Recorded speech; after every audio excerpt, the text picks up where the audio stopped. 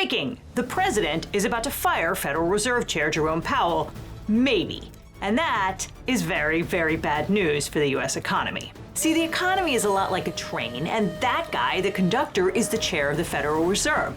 His job is to be smart about when to speed up or press the brakes. By necessity, that job has to be independent. But Trump is not about independent federal agencies. He wants warp speed ahead right now, and Powell isn't having it because that's a surefire way to send the whole thing off the rails. On Wednesday, July 16th, multiple news outlets reported that Powell's ouster was inevitable. The New York Times said that the president had drafted a termination letter and waved it around the Oval Office when a bunch of Republican House members came to talk to him about crypto. Florida Representative Anna Paulina Luna tweeted that Jerome Powell is going to be fired. Firing is imminent. The stock market was not amused and only rallied when Trump used the occasion of a press conference with the Crown Prince of Bahrain to deny it. How, if you decide that you are going to fire him, have you drafted a letter? I haven't drafted a letter. So you didn't show a letter to Republican lawmakers last night? No, I talked about the concept of fire him. I said, what do you think? Almost every one of them said I should. But I'm more conservative than they are. And while some Republicans are calling for Powell's head, others are warning that firing him will cause the stock market to crash. If you fire the chairman of the Federal Reserve, you will see the stock market crash, and you will see the bond market crash. That was Louisiana Senator John Kennedy, who plays a simple country lawyer on TV despite having degrees from Oxford and the University of Virginia. The seersucker is a nice touch. But before we get to whether the president should fire Powell, train wreck, let's talk about whether he can. Can the president just fire the chairman of the Federal Reserve? Well, the answer to that one is no, but maybe we should back up for a minute and talk about what the Federal Reserve is and why the president is so mad about it. The Federal Reserve, aka the Fed, is America's central bank. It's tasked with managing the nation's monetary policy, which means it's basically the economic conductor for the whole country.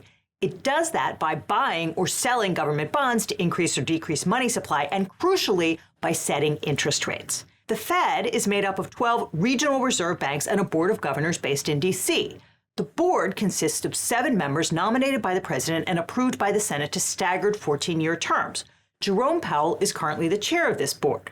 The Federal Open Markets Committee, or FOMC, is composed of the 7 governors plus a rotating roster of the 5 regional bank heads, although the New York Fed always gets a seat at the table. The committee meets at least 8 times a year to set the federal funds rate, which is the benchmark rate for borrowing among banks. Because so much lending is tied to the federal funds rate, it functions as a key mechanism for the reserve bankers to speed up or slow down the economy. Lower interest rates make it cheaper to borrow money, so Americans feel richer and spend more, which stimulates the economy and lowers unemployment.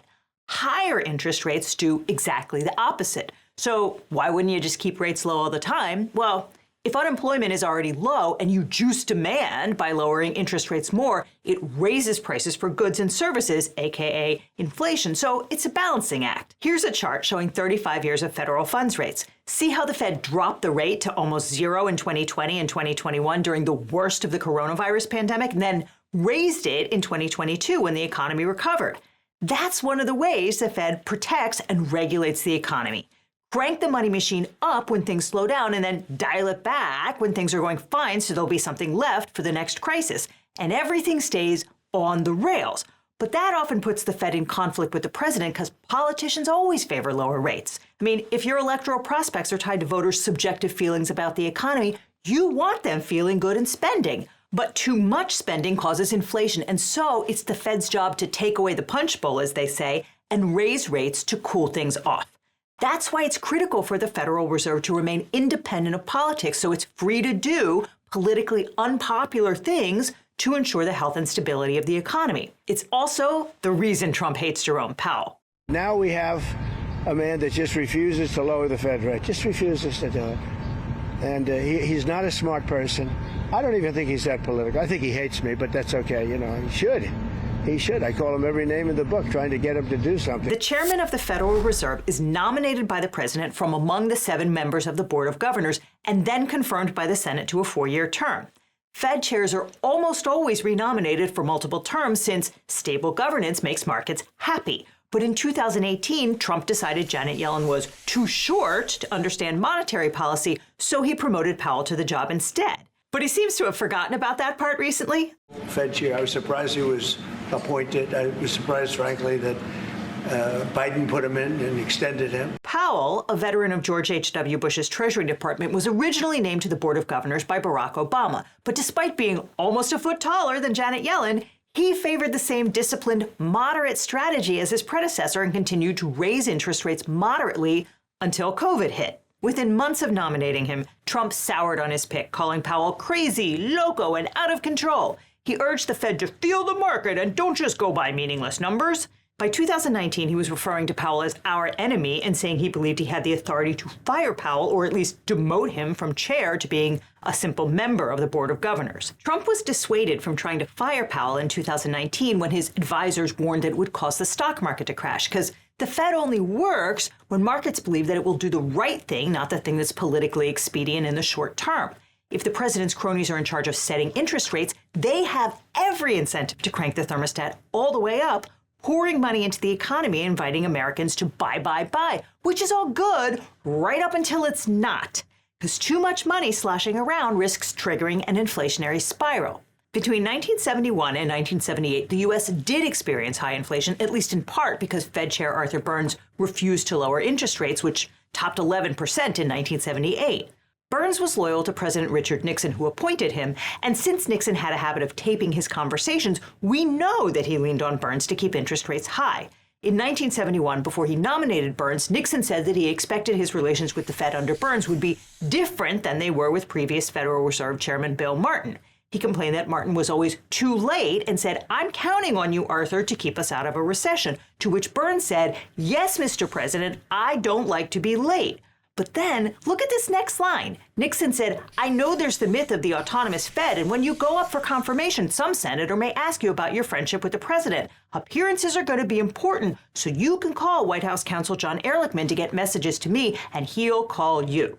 Nixon understood that it was important for Burns to at least appear to be independent of the president, so Burns should feel free to come over and see Nixon privately, but he should reach out indirectly through Ehrlichman, because public perception that the central bank is politically independent is a cornerstone of the American market. I mean, in the simplest of terms, people have faith in the U.S. economy because monetary policy is not subordinated to politics, and firing Powell would directly undermine that. Congressional Republicans are keenly aware of this, and so it's interesting to see if their freakout is making its way to not just the MAGA base, but liberal progressives. We can do that by taking a bird's-eye view of the media landscape. Republican senators warning Trump not to fire the Fed chair was covered by about 170 sources, with 25% reporting from the left, 55% from the center, and 20% from the right. And the differences could not be more stark. While some sources on the right disparaged Powell's tenure as the luxury Fed, most agreed his termination would be a bad thing, with one source even calling Trump flat out wrong. In the center, most headlines focused on the threat to the independence of the Fed and why that matters. And from the left, coverage focused on the countless people in Trump's orbit warning him, including his lawyers. But headlines and coverage on this story vary greatly depending on the source. That's why I love today's sponsor, Ground News. The Nobel Peace Center called Ground News an excellent way to stay informed, avoid echo chambers, and expand your worldview. Ground News gathers related articles from across the world and across the political spectrum so you can see the bias and compare coverage. Every story comes with a quick visual breakdown of the political bias, factuality, and ownership of the source's reporting, all backed by ratings from 3 independent news monitoring organizations. One of my favorite parts is their bias comparison feature, which highlights specific differences in reporting across the political spectrum. I also love their blind spot feature, which shows you stories that are underreported by either side of the political spectrum. And stories that have major economic consequences often get ignored because of political bias, like this story about Trump threatening to end BRICS if it ever formed in a meaningful way. That's a major economic bloc between Brazil, Russia, India, China, and South Africa. This story was almost entirely ignored by left-leaning sources. Ground News is my favorite way to get the news, and as a legal eaglet, you can save 40% off the Ground News Vantage subscription by scanning the code on the screen or clicking on the link down below. This subscription gives you unlimited access to every feature, including the Bias Insight tool and blind spot feed. So click now, or we will see you in court. During the 2024 election, Trump's advisors came up with a plan to blunt the power of the Fed by firing Powell and installing someone in his place who would consult with Trump on interest rate changes, explicitly subjecting the Federal Reserve to political control. In April of 2024, the Wall Street Journal reported that Trump's closest advisors had formulated a new policy vision for the central bank. They argued that the president should be consulted on interest rate decisions and the Treasury Department should be used as a check on the central bank. The group also claimed that Trump could legally fire Powell or at least remove him as president of the Board of Governors. Trump's team denied the report, sort of. But almost as soon as he got back into office, Trump started complaining about Powell again. And in a weird echo of Nixon's critique of Fed Chair Bill Martin, he's calling Powell too late. On May 8th, he posted, "Too late, Jerome Powell is a fool who doesn't have a clue. Other than that, I like him very much. Oil and energy way down, almost all costs, groceries and, quote, eggs down, virtually no inflation, tariff money pouring into the U.S. The exact opposite of too late. Enjoy." Okay, look, this is a law channel, not an economics channel, but tariffs are inherently inflationary. They literally raise the price of imported goods. Have a video on that subject. Have two. That's why inflation is slowly ticking up as Trump erratically ratchets up tariffs on all our trading partners. He's currently threatening to impose massive tariffs on virtually every country on Earth on August 1, which is exactly why the Fed is not cutting interest rates. On July 17th, Fed Governor Adriana Kugler said that the Fed was holding interest rates steady because there are many reasons to think that the larger effects of tariffs are still coming, including inflation. Right now, prices are rising slowly, but there is a very real risk that we could see price hikes in the short term if Trump's threatened tariffs go into effect. And if that does happen, the Fed conductors are going to need some margin of interest rates to cut in response to a sudden market contraction. Besides which, we have pretty low unemployment right now, so there's no emergency that's going to require us to burn our seed corn. Trump doesn't care about that, though. He demands that the Fed cut rates by 3 points and promises that $1 trillion a year would be saved. He says that too late Powell must now lower the rate. He is unbelievable. Europe has lowered 9 times. Here's White House spokeswoman Caroline Leavitt on June 30th holding up a handwritten note from Trump to Powell saying, "Jerome, you are as usual too late. You have cost the USA a fortune and continue to do so. You should lower the rate by a lot. Hundreds of billions of dollars being lost. No inflation." You'll note that this message is scrawled on a list of central bank rates from other countries with a suggestion that the U.S. should be at under 2%. Again, this is a law show, but American unemployment is at 4%. That is functionally full employment for the U.S. It is above 6% in the EU. And not for nothing, but it's not just U.S. central bankers bracing for Trump's tariffs. The entire world is holding its breath. Okay, now let's talk about the law. The Federal Reserve was created by the Federal Reserve Act of 1913, currently codified at 12 U.S.C. sections 241 through 253. Section 242 says that the Fed chair shall be designated by the president by and with the advice and consent of the Senate to serve as chairman of the board for a term of 4 years unless sooner removed for cause by the president. For cause is the key language here. Cause means you did something wrong, not just you didn't bring down interest rates when the president really wanted you to. The Federal Reserve is structured to insulate it from political pressure. Allowing the president to fire the Fed chair at will would completely defeat that purpose.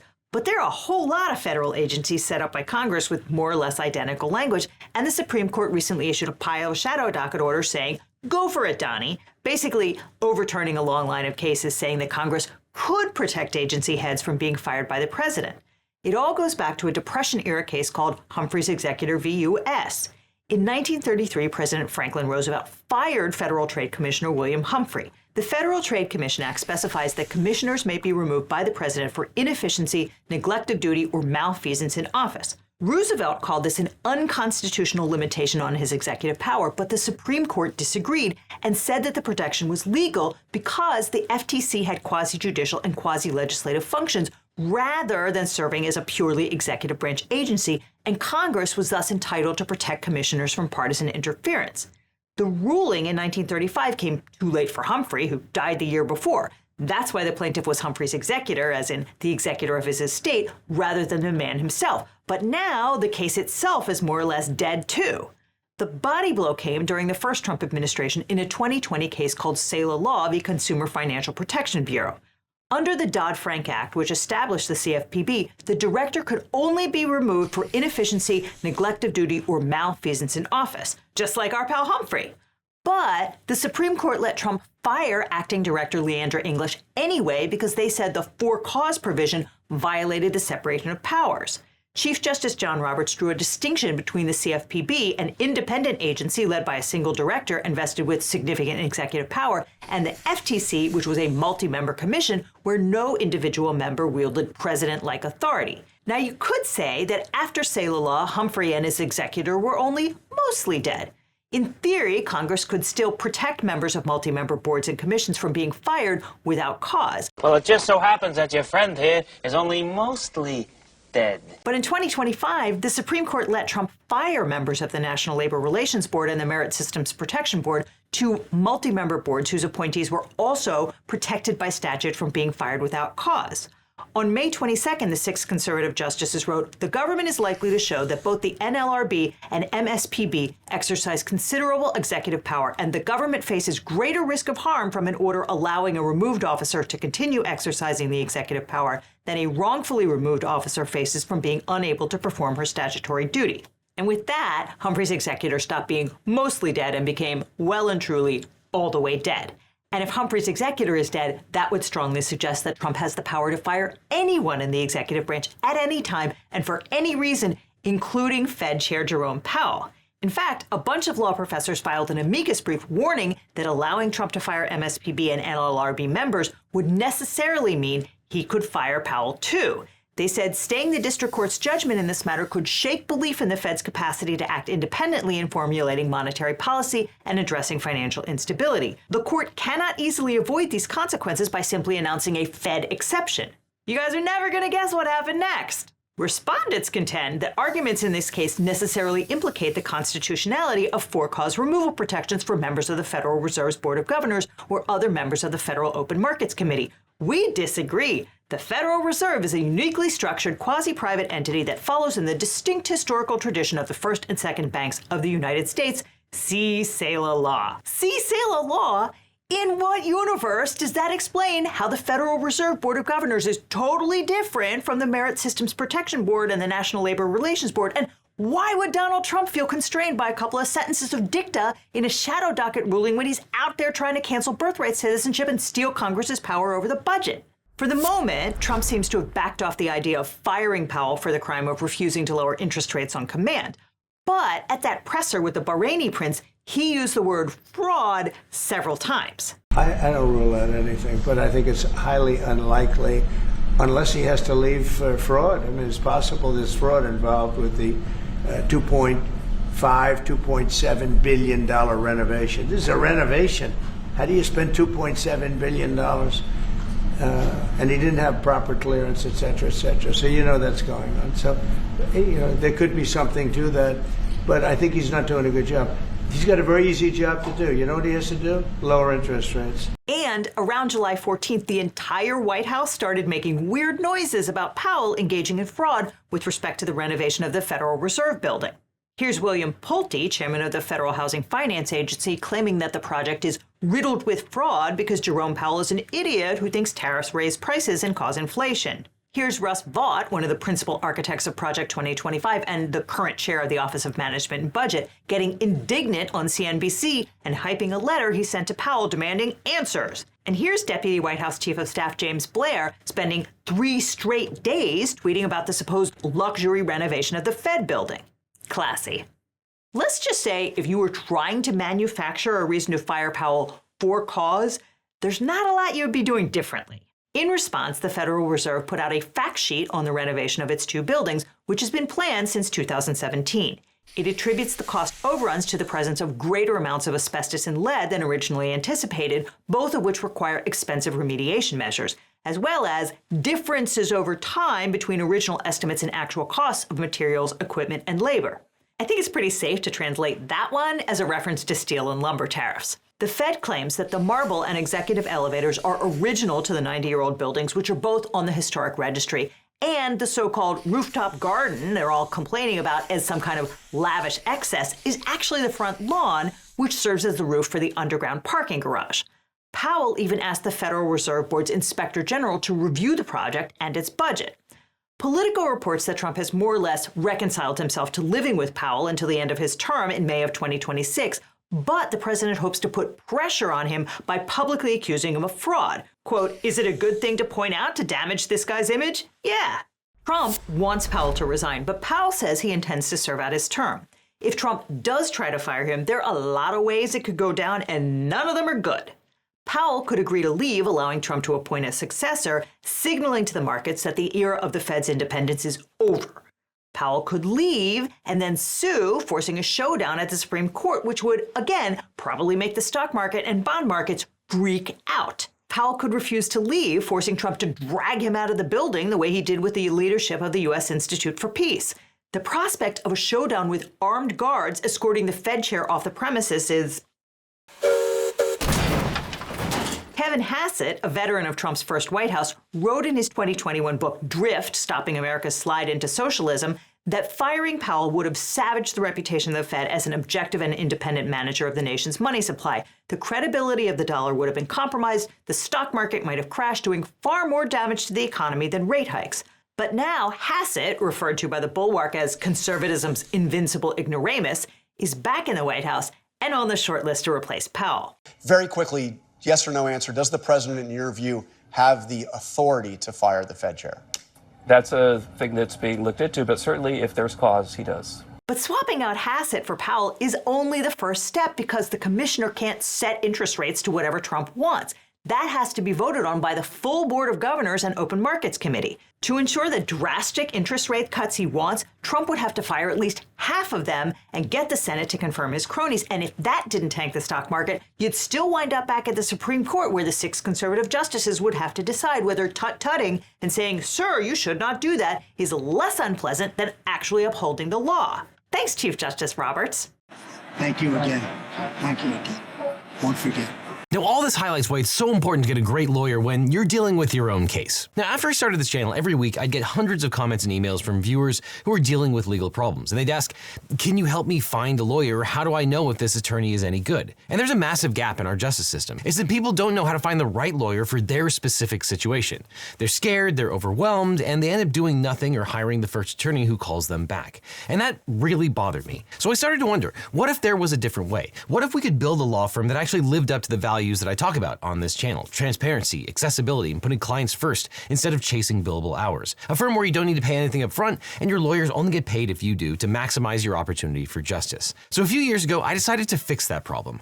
I decided to start my own personal injury law firm. And honestly, it wasn't an easy choice. But I realized I was in this unique position. I had this platform, this community, and the experience. Not to get rich, trust me, there are easier ways to make money than starting a law practice. But we did it because access to justice shouldn't be a luxury. Because finding the right legal representation shouldn't feel like playing Russian roulette with your future. And when you work with my firm, you're not just getting a lawyer. You're getting a team that understands that behind every case is a real person with real stakes. If we can't represent you, or you're in a state where we don't practice, we'll take the time to try to match you with an attorney in my personal network of lawyers. A national network of some of the best lawyers in the country who actually specialize in what you're going through, located right where you are, not just whoever happens to be available. So if you're dealing with a personal injury, a car crash, a data breach, sexual harassment, a social security or workers' comp issue, give us a call at the number on screen or click on the link below. Now, I can't represent everyone that watches this channel. I wish I could, but what I can do is make sure that when you need legal help, you have somewhere to turn to that you can trust. So whether it's me handling your case or the incredible attorneys we partnered with, you'll get the same principles of honesty and education that we bring to every video. And if you're dealing with a legal issue and you're not sure where to start, check out the link in the description. Let's have a conversation about how we can help you find not just a lawyer, but the right lawyer for your situation. Because at the end of the day, that's what this is all about, making sure that when life gets complicated, you don't have to face it alone. Which is why when you need a lawyer, you don't just need a legal team, you need the Eagle team.